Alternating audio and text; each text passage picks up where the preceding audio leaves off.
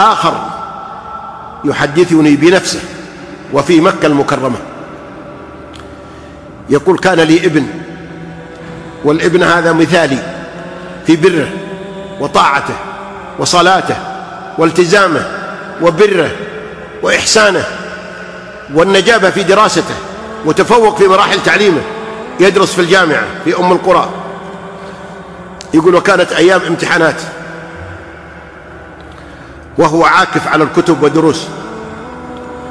يقول: وفي حوالي الساعة 12 من الليل وقد أنهك جاءني وأنا أستعد للنوم وقال لي: يا أبتي اسمح لي ألف لفة أنفس عن تعبي من المذاكرة.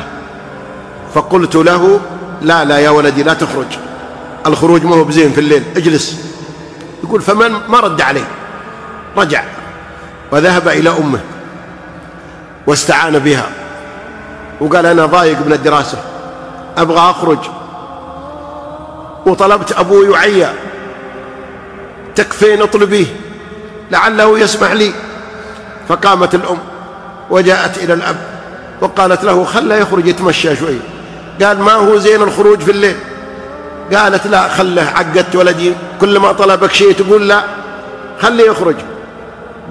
قال لها هو نفسه، قال: خليه يخرج، الله لا يرده. شوف العبارة دي كلنا دائما نقولها: روح الله لا يردك. يقول: وخرجت الكلمة من فمي وفتحت لها أبواب السماء، وشعرت بألم في قلبي، وطلبت النوم فلم يجد طريقا إلى عيني، وجلست أنتظر. مرت ساعة ولم يأتي، ذهبت إلى غرفته أنتظره ما جاء. سألتني أمه: إيش فيك؟ قلت: ما جاء فلان. قالت: بيجي إن شاء الله. مرت ساعتين، مرت 3، أذن الفجر لم يأتي. خرجت أصلي وما ذقت طعم النوم، وبعد الصلاة رجعت إلى البيت: جاء فلان؟ قالت: ما جاء.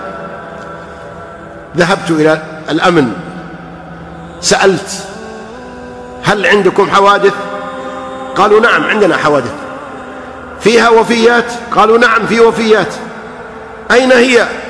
قالوا: في المستشفى. ذهبت إلى المستشفى وفتحوا باب الثلاجة، وكان ابني هو آخر من دخل باب الثلاجة بثياب النوم التي خرج من البيت بها.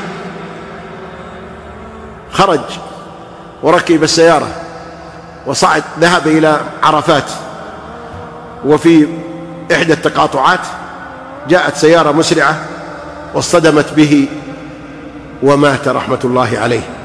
يقول لي هذا الشيب الرجل وقد مات رحمة الله عليه، يقول: أنا الذي قتل ولدي بدعوتي عليه. احذر أخي أن تدعو على ابنك، ادعو له. الكلمة واحدة: الله يهلك أو الله يهديك، إيش الأحسن؟ يهلك ولا يهديه؟ ليس عدوك ولدك. لو دعيت على عدوك أن الله يهلكه ربما من مصلحتك إذا أهلكه الله لأنه عدو، لكن هذا ولدك، هذا فلذة كبدك، هذا قطعة منك، الشوكة اللي تدقها تبغاها أنت فيك ما هي.